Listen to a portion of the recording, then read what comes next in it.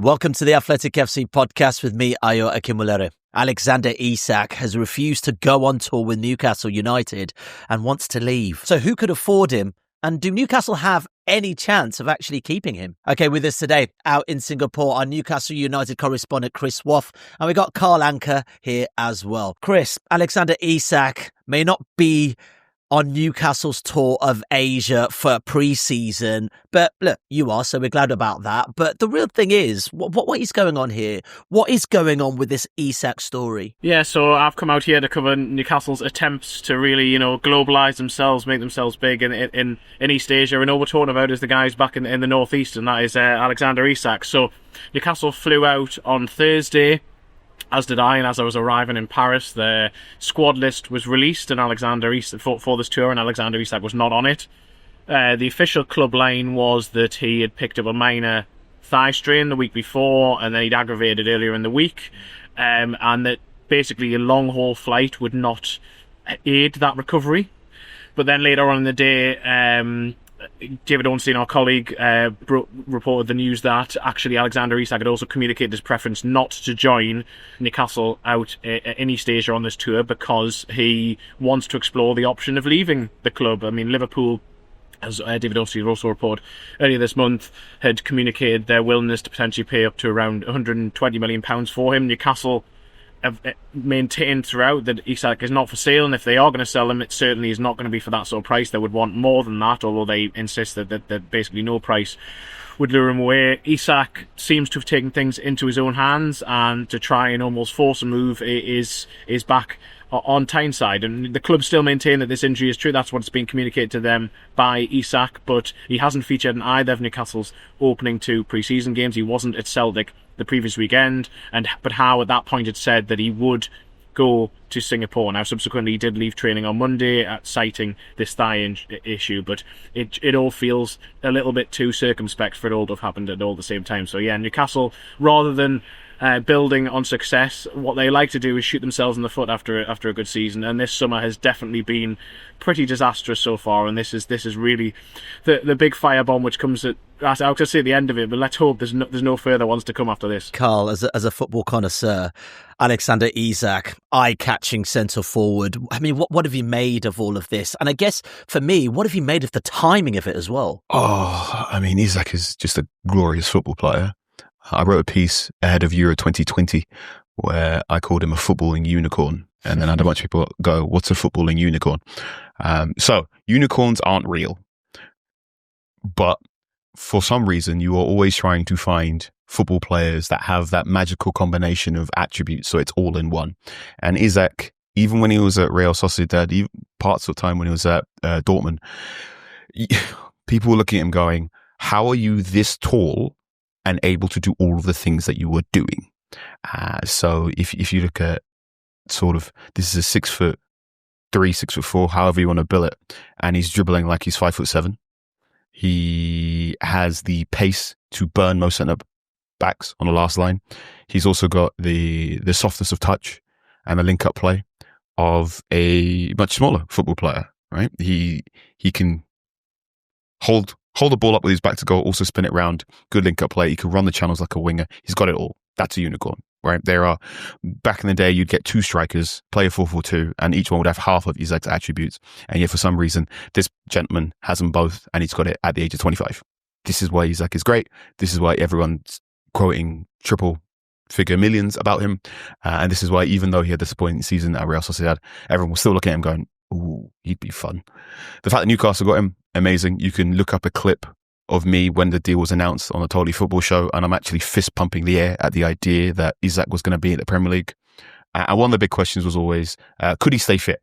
Could a player who is this big and this technically skilled, could his body hold up with the intensity and the pressure of playing 30 plus games of league football and Champions League football? The answer to that is sort of. Chris will be able to give better evidence there, but this talk of having a thigh injury is not ridiculous. He has had a history of thigh injuries at Newcastle. He has had a history of, he's had groin issues at Newcastle and at Borussia Dortmund. He's had hamstring issues because, yeah, when you're that tall and you're sprinting that intensely, you are always sort of at risk of something getting a knock. So maybe he legitimately does have a thigh injury. And yes, flying that many hours to Singapore, Chris, you'll please let us know your journey a little bit. That can hurt you. The timing of this is really interesting because Liverpool have wanted him. I mean, you speak to any Arsenal fan and they all go, Isak is an Arsenal striker, like spiritually speaking. Spiritually speaking, Liam Delap is a Alex Ferguson Manchester United player, but he's playing at Chelsea right now. So, and spiritually speaking, Isak looks like a striker that Arsene Wenger would have picked up for 2 million and some library books from France. And he would have been brilliant back in the day. So the idea that he's making this move after Liverpool and Arsenal have bought their strikers is a head scratcher. Maybe it could be just him going, no, hang on, these two clubs are making moves in the market. I need to leave Newcastle because these two are going to be near the top of the Premier League table for a little bit. I don't want to win my trophies before a certain age or a certain date. Maybe it could be Isak going, hang on, if Gyökeres is going to Arsenal and getting paid this much and Ekitike is going to Liverpool and getting paid this much, shouldn't I be getting paid more and going to Newcastle? Look, I'm going to leave unless you can sweeten my deal here. Or option C, it could be Isak is telling World Football, hey, I am putting in the groundwork to leave Newcastle, if not now, but next summer. If you listen to this on podcast, understand I'm doing a very big wink as I'm saying that. So that's my interpretation. Chris, please tell me if I've gone wrong here on anything. I mean, so many unknowns here, Chris, right? I mean, what is going on? Real talk. Well, if you speak to one person, you speak to people in Newcastle and it's that he's not for sale, he's not going anywhere, but you then speak to others within football and it's like, basically, would Isak do this unless he was quite confident that someone was going to follow up with a bid, or does he just now feel that he has put himself in that position, as Carl mentions, that he sees other players moving elsewhere and thinks, I'm going to have to be proactive about this if I want this to happen now. Ideally, Seaman wants it to happen now, but maybe it would be through until next year. I mean, Newcastle at the moment, it was Eddie Howe over the weekend. I think that he's handled the situation as well as he possibly can for someone who's not in control of it, but equally, Howe is usually very careful with his words. He very rarely misspeaks. He's usually in control of a press conference, and because of how big this scenario is, he hasn't really been in control of it. And he spoke on Saturday of Newcastle as a club having a big decision to make. Now, that's a weird thing to say in the sense that as things stand, they haven't received a bid. So what is the decision to make? They need to reintegrate Alexander Isak as things stand. They don't have a decision to make right now. That would suggest, it almost implies that they're expecting something to come because Isak expects something to come. So the reality of the situation is, for now, everyone is just almost waiting and saying, is someone going to make that bid for Alexander Isak? And then if they do, depending on what level it is, how will Newcastle respond to that? It's a decision. All of the messages are consistently that he's not for sale, but you wouldn't say that he is for sale. So that you have to take that with a little bit of a pinch of salt. I think the sort of trump card here, or the joker card, which none of us can really give an answer to, is regardless of whether other people within the football club decide ultimately, if Newcastle get a really, really high offer for Isak, yes, we don't want to lose our best player, we want to keep him, but he's unsettled, he wants to go, we realise that now is probably the time we have to sell him and we can reinvest that. How does Yasser Aramayan, Newcastle United's chairman and governor of PIF, respond to that? Because he could be the joker card and could just say, no, we're not selling him. We just don't know how he will respond. And Newcastle don't need the money, theoretically. I mean, they do in terms of it would allow them to reinvest in the squad, but they're not under the same PSR problems there were 14 months ago when they had to sell by the June 30th deadline and lost Elliot Anderson and Yankuba Minda. They don't need to sell Alexander Isak, and then it becomes partly a football decision, but then does it also become about prestige and power and the sort of, do we really want to be seen to have been bullied into this situation by both the player and potentially a club who comes in from? So that's a long way of me saying I don't really know. I'm trying to understand his desire to leave here because, I mean, look, is Newcastle's top striker. Newcastle are in competitions next season that a player of his calibre should be playing in. And Newcastle, on all fronts, are looking to bolster this squad to try and be one of the Premier League elites. He could be part of something great here. Absolutely. He could be part of something great. He could also join a project that is a little bit further along in that developmental process, is also in those same competitions, and also maybe has a greater chance of winning trophies now. I think Newcastle and the trajectory they're on, they are going to be in the NBA parlance, they're going to be a problem, and they're going to be a problem for some time. They're not going to go away. If you are Tottenham Hotspur or Manchester United or Chelsea or Aston Villa, you're looking at Newcastle and going, oh God, that's another Champions League rival we've got to deal with. And as Chris has already observed about the nature of their tour in East Asia, they are looking to expand from being a football team on national importance or continental regard to being one of international regard, which means they are eventually going to figure out the finances and the interesting things that lawyers and accountants can do. That comes when you become a football club of an international status, as like a PSG, a Manchester City, a Chelsea, and things in that regard. All of those things will happen between now and, let's say, 2035. But if you're Alexander Isak and you're 25, you go, no, I want to win it all now before my hamstring starts slowing down. I want to get it all before I want to, if you're Isak and going, I've not really played in a big Champions League game yet. I'd like to do that next season. Perhaps the best way to do that is to leave Newcastle and go somewhere else if you want to get it all immediately. Then the conversation happens, if it's a football conversation. If you're Newcastle's senior executives, you got to offer Isak the reassurance that the good times and the really good times and the shiny silverware is coming ASAP.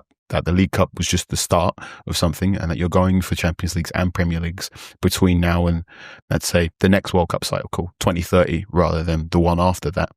I think this is a really interesting case of, I don't think Newcastle need to sell Alexander Isak. There is maybe a thumb on the scale that is suggesting that might be, quote unquote, sensible. But your mileage on sensibility there will vary depending on who you are as a fan base and how quickly you want things to happen. This is super intriguing to me because Newcastle aren't going to go away and they're going to be very good for quite some time. But there is, I think, the speed at which they want to get it done and what is possible when you're trying to get something done that quickly is making things a little bit difficult. All right, before we move on, if you're looking for more reaction on England's second successive win in the Women's Euros, check out the Totally Football Show with James Richardson. Charlotte Harper joins them from Basel with a lowdown from that dramatic penalty shootout win. Plus, there's also a brand new full-time episode 2 looking at how England overcame Spain. Right, Carl. Back-to-back Euros for England. The Lionesses did it again, but there was a lot of drama in that game, wasn't there? They dug it out. They really, really dug it out. That first 30 minutes was quite tetchy to watch. Lauren James, unfortunately, didn't quite look fit, and that caused some discomfort down the wing. So this when we talk about proper England, I think it's an idea about proper execution of what you're doing. I think if everyone's at 100%, Spain are probably the best team in Europe. I think England isn't too far off when everyone's at 100%.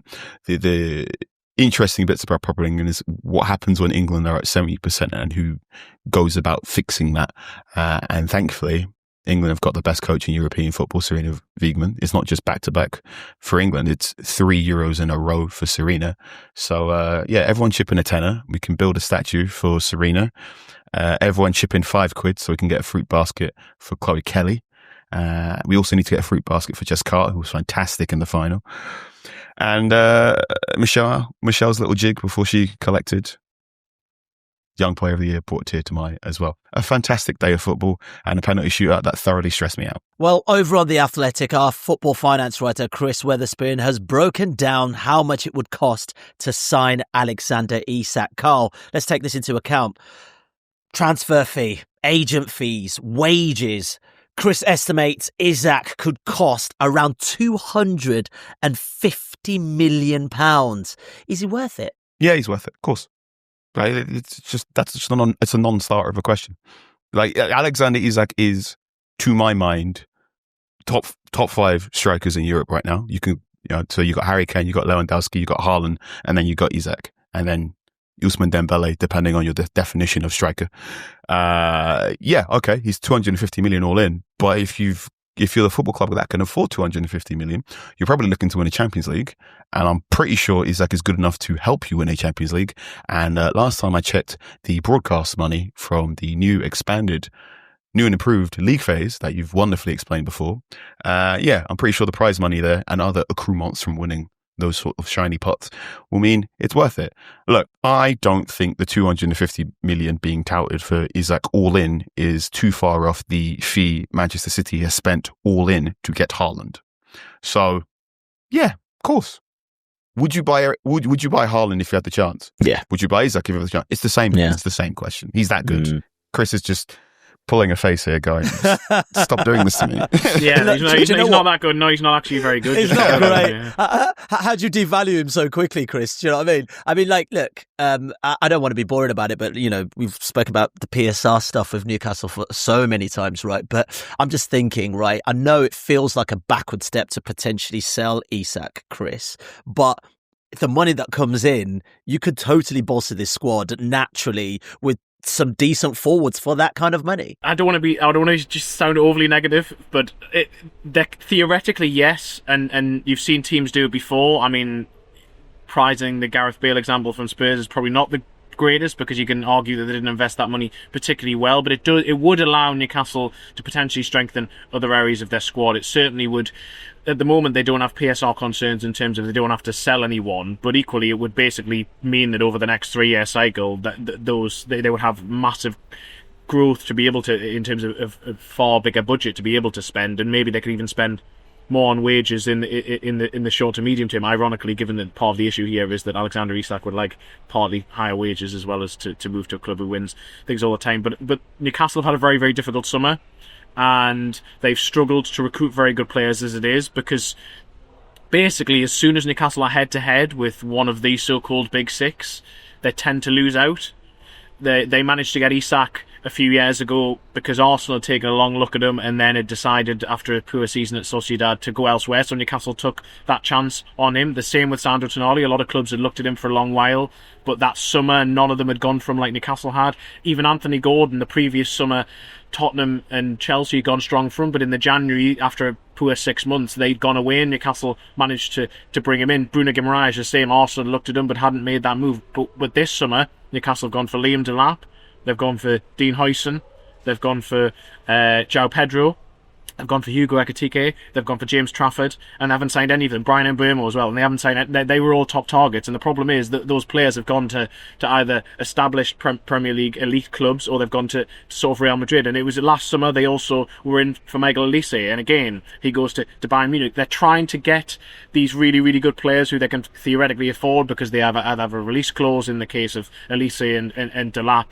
and Huijsen, or because they think that that it's not necessarily absolutely elite in someone like João Pedro, but then they come up against Chelsea and they can't get them. So they, despite having theoretically more money, unless Newcastle are then going to pay inflated valuations in terms of how much they value a player, just end up paying more to make sure they beat someone. Again, that means that the Isak money wouldn't stretch as far, and it would also just inflate every single deal that they have. And I think that you also have the problem of Newcastle have always known internally, if Isak is to go at some stage, we ideally need his replacement to be in beforehand because of the inflationary pressures of the money that Isak brings. So if Newcastle are to let him leave this summer, ideally they'd have his replacement in beforehand, because partly why they went for Hugo Ekitike, the idea was to pair him and Isak together, but long term there was the idea that Isak may leave and then Hugo Ekitike theoretically could be that replacement. He's now no longer there. So yes, Newcastle could spend that money, but it's just not as easy or as simple,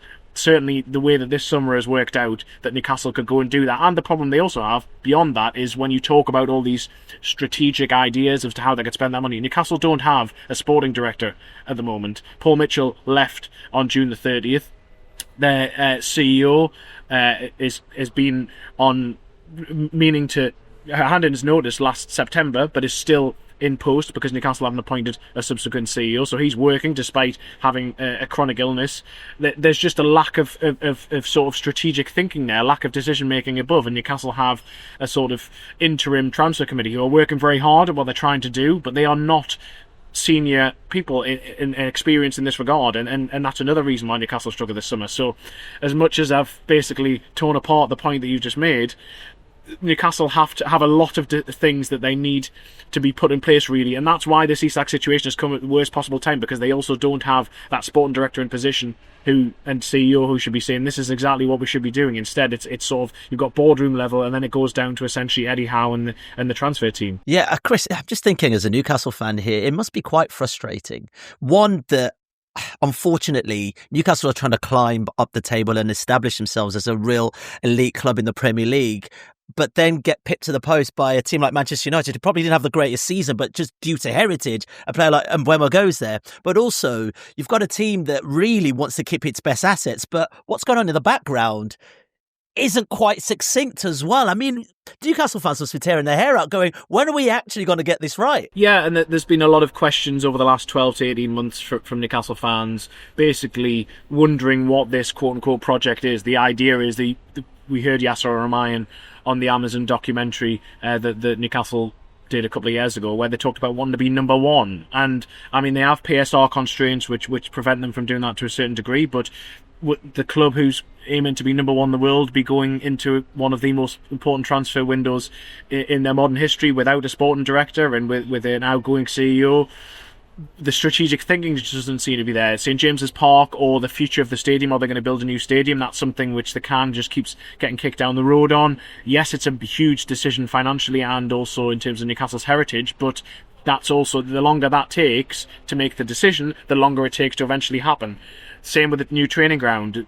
And players have been promised these things or were sold this vision when they came in. Isak among them, this is where the club is going, this is where we're going to be in a few years' time. And then 2 or 3 years on, it's like, well, yes, on the pitch, they've actually performed extremely well. And Eddie Howe and his coaching staff and the players have really shown that they can be elite or close to elite. But then the rest of the club is struggling to catch up, and that's when people do start to question. Now, I can see why Isak probably is questioning. He's probably thinking, where are all these promises that were made to me? Where are all these other players who are going to sign? Because of PSR issues, they hadn't actually signed a senior player for the previous 3 transfer windows. Anthony Elanga, ironically, is Sweden teammate and very good friend of Alexander Isak, comes in at the start of this window, but they'd gone through a few periods where they hadn't strengthened, and so all these players are seeing what feels like a plateauing of the project, and can it go on to the next stage is the big question that we have to wait and see whether and how Newcastle are going to get there. I think Chris touched upon something brilliantly there about also the changing in transfer strategy, because if you look, I mean, Newcastle's best players, Isak bought from Real Sociedad, Guimaraes picked up from Lyon, I want to say, Sandro Tonali, AC Milan. So there's this sort of spine of good imports was initially from looking around Europe's top 5 leagues, looking at the comparative middle class in terms of finances and picking them up. Whereas this summer, they've been looking to buy Premier League proven players. And when you're trying to buy Premier League proven players, you're also in competition with other Premier League teams. And that's not quite working. I think if you look at it was, Dan Ashworth was there as the sporting director for a little bit, and then he got nabbed by Manchester United for 5 months that everyone's going to blink and you'll miss, and that'll be a pub quiz answer for a bit. Mitchell lasted a season. Newcastle right now feel like a team that is talking about 5-year plans and talking about doing things in 5-year plans, but there isn't someone who's been there for that long period who can actually get it done, apart from Eddie Howe. And this is why, I mean, there's an incredible amount of maybe pressure isn't the correct word. There's an incredible amount of work he is doing that perhaps shouldn't be done by the head coach, by the manager. So far, he's getting it done so far. But I can understand why there is this pressure or this sort of frustration, not just from the fan base, but also from 2 or 3 of the Newcastle players going, when is the other stuff coming in? The trophy win last season was fantastic, but now you get the disease of more, where I've got one, I want loads more, and I want them quickly. Yeah, is there a PSR glass ceiling forming, Carl, do you reckon? In terms of, I'm just thinking about the kind of money it will take to pry someone like Isak away from Newcastle. There's only a few teams in the Premier League that can do that, but then there's also quite a few teams who are harboured by PSR, and they can't spend in the same way. Yeah, absolutely. PSR, I know, well, going from what I see online, when I dip into Newcastle Twitter, shall we say, there's a deep frustration that these PSR rules are in place, and the belief that if they weren't there, Newcastle would simply just completely. It's not quite buying Mbappe and Jude Bellingham next week, but they'd be in a much better place, and they'd be more of a problem, and I mean problem as a compliment, and be right up there in the table instead of having to go here or there and losing out on certain targets. PSR and the rules as they currently exist, if you are a football club of quote unquote greater historical importance, and your mileage may vary there, it's easier to buy things because your EBITDA, your earnings before all the big stuff that Chris likes to talk about, is higher. Manchester United can spend more money because Manchester United bring in more money because they're a worldwide brand, whereas Newcastle United are building their worldwide brand, so therefore they're finding it harder to spend. That is deeply frustrating, especially when you're going head to head for players like Brian Mbeumo, and Mbeumo is still choosing to go for a Manchester United team that finished in 15th compared to a Newcastle that finished in the Champions League. These things will get corrected in time. There is no doubt in my mind that Newcastle will get the sporting director that will devise a transfer strategy and key in on, oh wait, we were really successful. We went shopping in France. Should we do that again? There's no doubt in my mind that whatever decision is made around St. James's Park or a new stadium, that new stadium will be full of all the nice things that the Tottenham Hotspur Stadium has and other things as well. There is no doubt in my mind that when the training ground is redeveloped and finished, that will be a world-class training ground and will help in the pitch to get other players in. The problem is when you're getting those things built, there are players there waiting and they're not getting any younger and they're going, I would like to win things now. We've seen this with Arsenal. When Arsenal were going to build the Emirates Stadium, you can talk about this, about how certain Arsenal players are going, wait, it's really hard to win trophies when you're building a football stadium. Tottenham Hotspur went a whole year without buying a football player when they were in Wembley and they were in the process of getting their ground built. I'm sure, this is me knocking on wood, I'll be really interested to see what happens to Manchester United in terms of on-the-field displays when they're getting their stadium built. So it's really difficult because you want to fast forward and get to the good bit, but unfortunately you're in the bit where you got to get out of the mud and you're wondering which players are going to be there as you do it. And at this point in time, it's looking like, and again, this could all change in 2 or 3 weeks, it's looking like Alexander Isak's looking around Newcastle going, maybe this one isn't for me. Yeah, Chris, is this the jarring bit, though, in that Newcastle also don't have the time or don't look like they're wasting time in any way, shape or form, but the reality is still the reality we're in? Yeah, I mean, no, the with Newcastle, there was a massive rise after the takeover and after Eddie Howe came in. There were relegation fodder that season. They looked dead set to go down and won only their open 14 games, and then they qualify for the Champions League within 18 months.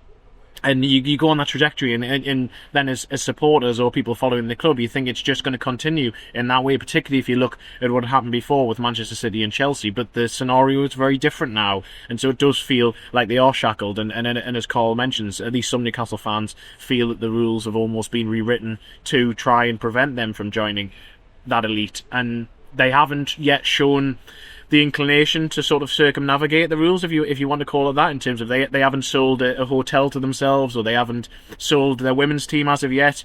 They haven't, and some fans are questioning, well, why haven't you sort of done that? And Newcastle have been quite clear that the ownership have been clear all along. We want to do this within the rules, but the problem with doing it within the rules is that there is a limit to how quickly you can grow, and until their commercial revenue massively grows, until their matchday revenue massively grows, until they're in the Champions League every season and even in the World Club Cup, they're not going to be able to compete with that financially every single year. We know that at the end of the day, long term, wages are the biggest barometer for how and where a club will finish, and Newcastle can't pay those wages yet. So yes, it feels like, as much as Newcastle want to get there really, really quickly, if they're going to stay within the rules, then it's going to be a slow burn before they do. I also think it's worth pointing out, when you talk about how City and Chelsea climbed up the league, they took a long time. Chelsea took about a decade playing Champions League football before they figured out and finally won their first Champions League trophy. It took Manchester City, even with Pep Guardiola, multiple attempts before they figured that out.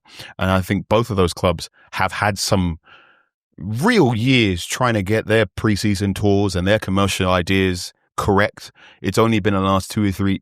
One of the football economic arguments they make is when you are going from being a football team on a national regard to being one on an international regard, you start seeing a change in the names printed on the back of shirts. So back in the 90s, Chelsea were having Dad or Kev or Steve still in the top 10 of the back of your shirt. And then eventually, as you start buying more internationally well-known players, more superstars, then Dad sort of falls down the rankings. And you're seeing it now with Manchester City. I'm seeing more Haaland 9 shirts in the city of Manchester than I've ever done in my 5 years living here. That shift is happening. You're seeing more international fans come over, and also you're seeing the sort of frustration from fans that remember the older stadiums going, oh God, the prices are going up. They're catering more to an international market. So there's always that friction. Newcastle will have to find a way to get good at it. If you look at I remember when Manchester City were trying to climb up the league, and it looked like they were just beating up Arsenal. They were just buying Arsenal's best players, trying to see, okay, the best way to get in top four is to make sure the team fourth isn't doing well. So let's go buy some Arsenal players. Before that, they were trading a lot with Aston Villa, because Villa was sort of their blocking place in terms of being fifth and sixth. Chelsea, they were going toe to toe with Liverpool for the top for third when it was top three in the Premier League as well. You got to get into the Champions League. You got to figure out a strategy to stay in the Champions League, which very often requires you to do skullduggery to make sure your rivals aren't as good as what they can do. So Chelsea, Tottenham Hotspur fans can tell you what Chelsea has done to them throughout the years to make sure they can't get in the Champions League. But that's how you do it, unfortunately. If you can play within the rules, but unfortunately you're playing up against football teams that they're pretty good at doing things when the referees aren't looking, shall we say. And I think that also speaks to the lack of sporting director and that lack of steady hand on the tiller. Because, you can get someone in who knows the rule book. You also need someone in who can show you the loopholes in the rule book and is willing to make those directions. And again, I'm totally sure Newcastle get this right. They have the money. They will eventually get the phone book, and they will eventually get those sort of black hat and white hat hackers who can figure that stuff out.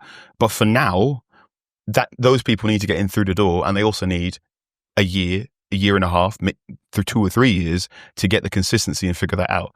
Newcastle will be good. I'm not sure if Newcastle will be good next season, because I'm not sure if Isak is going to be there. Yeah, well, last season, only Mohamed Salah scored more than Alexander Isak. That's 23 Premier League goals. Chris, if he is to leave, how do Newcastle firstly replace him? Because, players like Callum Wilson have left the club. They're really struggling for attacking prowess right now. Yeah, I think the short answer is that you don't replace Alexander Isak for like. The fact that Alexander Isak could be going for a British record fee if he does leave shows the talent which Carl has outlined earlier on. And Newcastle had spent more than £60 million to sign him 3 years ago. He's gone on to a whole another level since then. But there was an element of a calculated gamble at that point, because they saw the potential there. But does he translate that into the Premier League? Does he translate that into the very highest levels? They could try and do similar and sign a player. David Onsey report last week that Newcastle have been exploring a deal for RB Leipzig's Benjamin Sesko. They actually tried to sign him during the summer of 2022, having originally inquired about Isak and being told that they would have to meet a release clause, which was higher than the fee they eventually paid. They actually came quite close to signing Sesko before he'd actually moved to Germany. And he is similar in some ways to Isak, not in terms of necessarily the way that he plays, but as a sort of frontline striker, one who's been linked with basically every single top club in Europe. A bit more physical, but can lead the line. Newcastle really, really like him. Whether that happens, we'd have to wait and see on that front. Otherwise, as you mentioned, though, Callum Wilson has left, and Newcastle are very light. Will Asula, a 21-year-old who is still very raw. Newcastle signed him from Sheffield United last year, £10 million. Basically, has seen it seem as a developmental player. He has led the line in the first 2 pre-season games. He's played the most minutes so far, and he's willing, and he has sort of all of the attributes, except he doesn't look like a clinical finisher. And then the replacement is an 18-year-old called Sean Neve, who is an exciting academy prospect, but he hasn't made a first-team appearance in a competitive match yet. And so Newcastle just looks so toothless up front. And all clubs know that, and that's the problem they have. Callum Wilson left because Newcastle opted not to enact a 1-year extension in his contract, because he was a high earner. They tried to negotiate a sort of more almost pay-as-you-play based, or sort of more incentivised in that regard. He turned that down and looks to be going elsewhere, and then that's left Newcastle without a second striker, and with Isak in the situation he is now, without a frontline striker, and they have Champions League football next year, which they didn't have last year. So even if Isak stays, given there have been questions about his durability, can he play 38 Premier League games plus a minimum of 8 in the Champions League, probably 10 if not more? You'd say it's unlikely, so there needs to be dovetailing. They've been in negotiations with Brentford for Johan Visser. He would be a Callum Wilson replacement. He's not an Alexander Isak replacement.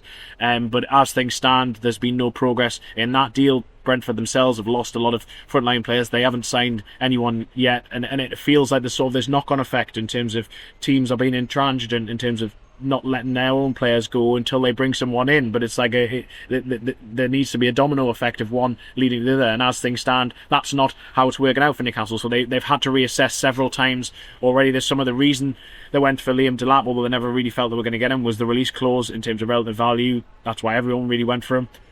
João Pedro was because of the profile, Premier League experience, can play through the middle, could have played with Isak, could have played out wide, could have played in a few different positions as a number 10. They liked him, they try to sign him in 2022 as well. Same with Hugo Ekitike. He could play in a few different positions, could play with Isak, but also theoretically could have been the successor to Isak. Instead, Newcastle have missed out on all of those players. They're having to go down the list, they're having to reassess, they're making inquiries to a lot of clubs in the Premier League and across Europe, basically to find out the market for strikers. So nothing seems imminent in that regard, and it's frustrating because it's been a frustrating window as it is. Only Anthony Elanga has arrived so far, and as good a signing as I think he may become, Newcastle haven't strengthened the other key positions they needed to, and could be losing their very best player. Yeah, I want you to put your strikers connoisseur hat on, Carl.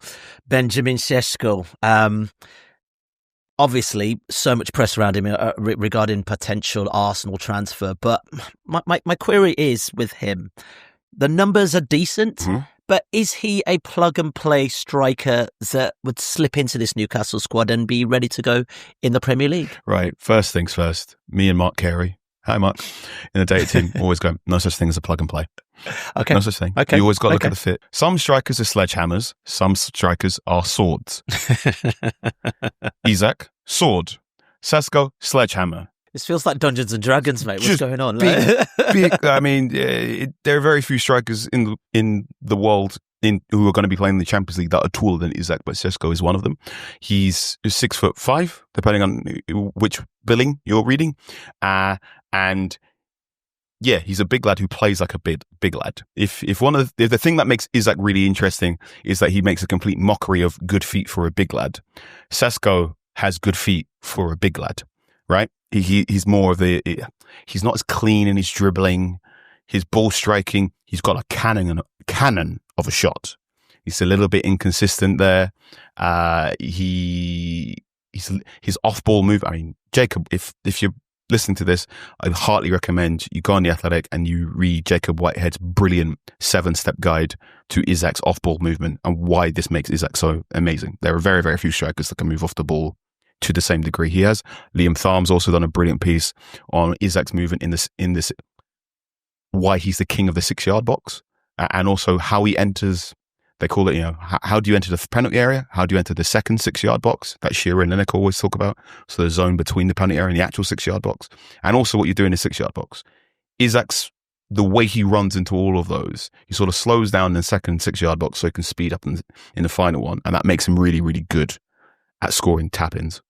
Sesko doesn't necessarily have that movement. He's a little bit too obvious in what he's doing right now. He's very, very fond of a Thierry Henry finish. So I'm in the left half space. I'm one-on-one with the goalkeeper. I'm going to open my body up and try and wrap my right foot around the ball and put it in the far post. There's been 2 or 3 times where he's gotten that space and I know exactly what he's going to do, which means goalkeepers know I know exactly how to defend against that. Whereas Isak, for example, has 2 or 3 moves on his menu that make him a little bit more formidable. Now, of course, you say, well, Sesko's 22. He's going to just pick up all the rest of the stuff later. And I think that's what a number of clubs have always been looking at him for. I saw him in Stuttgart last summer during Slovenia's game against Denmark. He was playing in a 4-4-2 and he was fine. He was okay. Didn't necessarily jump off the page. If you didn't know who he was, you wouldn't say that's the best player in the Slovenian team. He also very much looked like a striker who, yeah, you want him in a 4-4-2 for now, right? He's the big man in the big man little man partnership that we don't always play anymore. I think the big thing with Sesko was, one, it was very, very smart of him to make the move from RB Salzburg to RB Leipzig rather than to go to Arsenal or Manchester United or any other club last season, because he needed stability and needed more game time. 2, I think Leipzig's position right now, really bad, relatively bad season, finished outside of European places, means that Xavi Simons and Liascos are not. They'll listen to bids, which are going to put more than one Premier League team in the market for him. But thirdly, the money that RB Leipzig will probably want for Benjamin is 70 million plus, and 70 million plus for a striker who is just that bit more raw, a little bit more unrefined compared to other strikers. I think may have 2 or 3 clubs weary. No doubt in my mind, you put him in front of Newcastle, and you've got someone like Elanga who can get down the byline and whip in crosses. You've got someone like Anthony Gordon who can do pullbacks. You've got those fullbacks. Those are some tasty fullbacks Newcastle have. That he will get 10 goals. Is he going to push you to 15 to 20 to keep Newcastle in the Champions League places? Right now, I've got my question marks. And I think that's probably what the team at Newcastle are looking at, or going, he's good. Is he good enough to make sure we stay in the top 5 next season? You were urging on slight optimism there. It was like a balanced analysis, I've got to say. Now, even before the Isak situation, right, it had been a frustrating summer, or it has been a frustrating summer for Newcastle. James Trafford last week becoming the latest player to turn them down, as we've referenced. After defeat to Arsenal, Eddie Howe was actually asked about the Newcastle's transfer dealings with focus on their need for forwards. Here's what he had to say. We're not deluded. We know that we need to bring players in. We've known that for a long time. The tail end of last season, as I said, we did all the work. We know who we wanted. It's been a challenging transfer window. Let's see what we can do towards the end of it. Yeah, that was Eddie Howe speaking on the transfer window. Chris, you can hear it in his voice. He sounds super frustrated. And we've spoken about the transfers. They've not been able to get over the line. But how difficult is his role? Because Carl alluded to it. He's more than just the manager of the club, really. He's doing more at Newcastle. But he's also done a fantastic job since being there. He has done a fantastic job, and he deserves all the plaudits he's rightly had for. Newcastle wouldn't be in the position, as I said earlier, that the coaching and the playing side of things is the only elite real side of Newcastle at the moment, or certainly the bit which is really fast forwarded. I mean, Howe is doing more than being sort of the head coach. You could argue he's the manager, but there is an element of that. Certainly he's courted control to a certain degree. He had control when he first came in because he didn't have a sporting director. And then when Dan Ashworth came in, he sort of retained a lot of that power last year. When Paul Mitchell was brought in, there was a sort of bit of a reshuffle, and initially they really butted heads, and seemingly this summer it's gone back to the opposite, and Eddie Howe has a significant amount of power. So he definitely needs a sporting director there. He definitely needs a CEO, but at the same time, he also likes to be able to have that seal over transfers. He selected the players who Newcastle have gone for and have been unable to sign, and you can see exactly why he wants to sign. He's very particular about players. You speak to anyone, and they'll tell you that Eddie Howe almost does the work of a scout himself. Once he's shown a player, he does so much due diligence, and that's both a positive and a negative, because then he knows all about the players.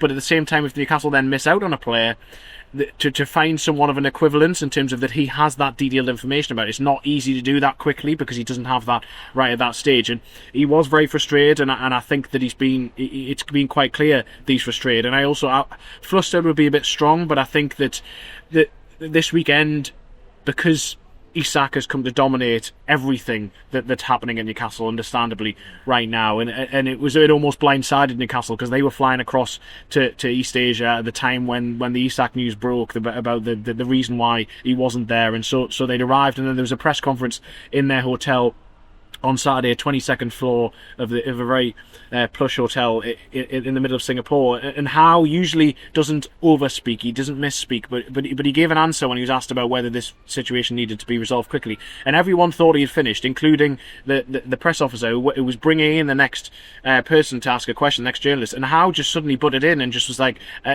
he introduced the word distracted. He said, "We're not distracted," which just basically said everything, that this situation has come to dominate everything at Newcastle, and given the negativity that's already there, it has been frustrating.